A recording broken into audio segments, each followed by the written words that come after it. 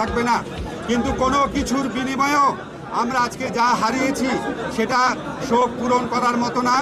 আমরা আগামীকাল রাষ্ট্রীয়ভাবে শোক দিবস ঘোষণা করা হয়েছে, পতাকা অর্ধনমিত থাকবে এবং আমাদের প্রধান উপদেষ্টা বারবার ফোন করে খবর নিচ্ছেন যারা আহত অবস্থায় আছেন, যারা সংকটাপন্ন অবস্থায় আছেন, তাদের পাশে আমরা সবাই এসে দাঁড়াবো। তাদের চিকিৎসার জন্য আমরা সমস্ত ব্যবস্থা গ্রহণ করব এবং এই বিয়োগান্ত ঘটনা, এই মর্মান্তিক দুর্ঘটনা কেন ঘটলো অবশ্যই আমরা তদন্ত করে দেখব। এই ব্যাপারে প্রয়োজনীয় যা ব্যবস্থা নেওয়া তা নিব। আমার এর চেয়ে বেশি কিছু বল